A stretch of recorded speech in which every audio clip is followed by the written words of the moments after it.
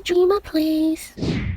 Hi guys, welcome to the Master Guide series where we will be focusing on hero building. Subscribe to the channel now for more useful guides. Every possible aspect of each hero will be covered and subtitles will be available, so do turn them on. Today we will take a look at a hero whom everybody loves, 3000, Teo. Teo is so well loved and has had an insane time in PvP months ago, and recently even more with smart mode flaws coming out, he is once again used as a DPS. So for his weapons in PvP, without a doubt, they will be both speed weapons. He is after all a speed and offensive hero. The goal is to get dragon weapons for the maximum amount of speed in order to have your team's speed as high as possible.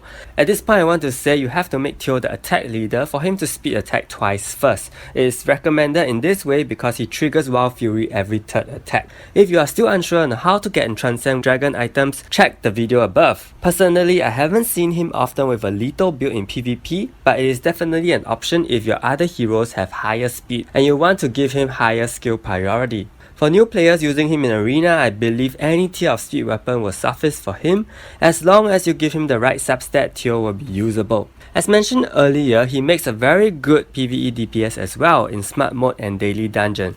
Not only does he have two strong 5-man AoE attacks which can help to clear enemy waves very easily, his Wild Fury passive is also a very strong skill effect that helps you wreck highly defensive enemies. So with that, he is usually given what a DPS is usually given, and that is lethal. Mostly because he already has a guaranteed crit attack on one skill, so lethal rate is just to boost his lethal multiplier and damage. Speed is of secondary importance in PvE. When you really just want to maximize damage output, new players can opt for simply lethal PvE revolutionary items to boost his PvE capabilities.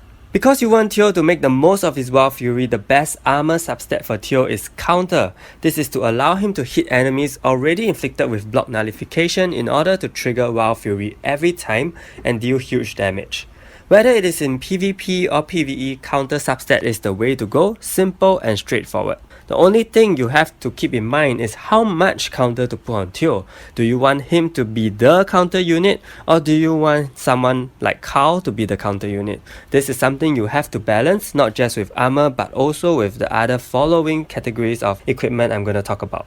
If you want him to have highest counter, then it would be best to look at the relevant jewels for him. Counter is definitely one of the most important jewels for Teo to maximize his counter rate. Other important jewels for PvP include lifesteal and speed. Lifesteal because Teo has no self-sustenance and you definitely want him to be alive as long as possible. Speed jewel to boost your team's overall speed and have a chance to skill first.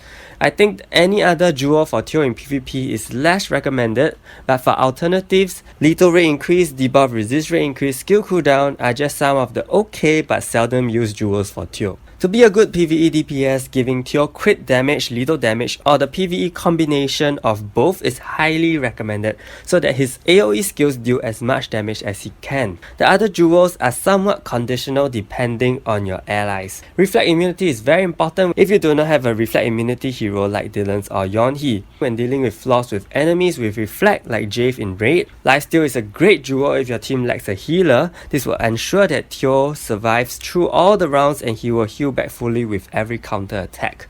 PvE damage increase is useful if you don't have Rachel on your team. PvE attack increase, basic damage attack increase, skill cooldown are some of the other possible jewels you can fill him up with. For new players who actually plan to use him for both PvE and PvP, I think giving him crit damage, lifesteal and counter are the most basic jewels you can give him to have dual usage. Slowly work your way up to equipping him depending on where you prefer to use him, and before I conclude the jewel section, I want to suggest red jewels being used. There is one preferred accessory on Teo, and that is the Willful Ring. Why Willful Ring? Because Teo is immune to piercing attacks. So let me digress a little to explain how the Willful Ring works in this case for newer players. So the Willful Ring gives a hero damage immunity for 2 to 4 turns.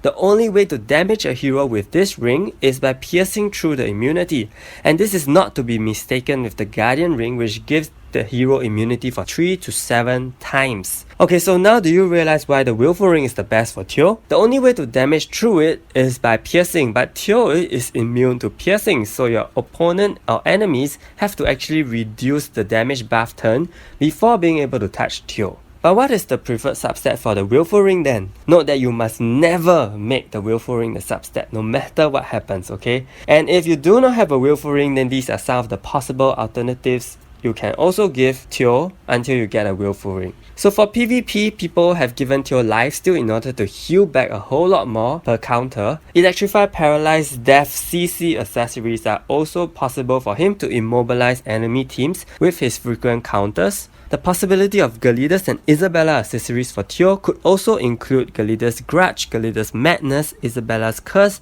Isabella's Evil Eye, Isabella's Vigor. And they're all very interesting choices for him, and whichever you choose can really enhance Teo's utility in Arena. For PvE, Willful Ring and crit damage 34% is probably the best and only recommendation I want to give. This accessory combination is very worth investing in because it also comes in handy in guild dungeon floors. For Teo's traits, there are so many combinations that can come into play. In PvP, for the first tab, Counter, Accuracy and Lethal Rate are the more common options given. Counter is important to allow him to have high counter even after deductions from enemy masteries, pets and hero passives like Alim.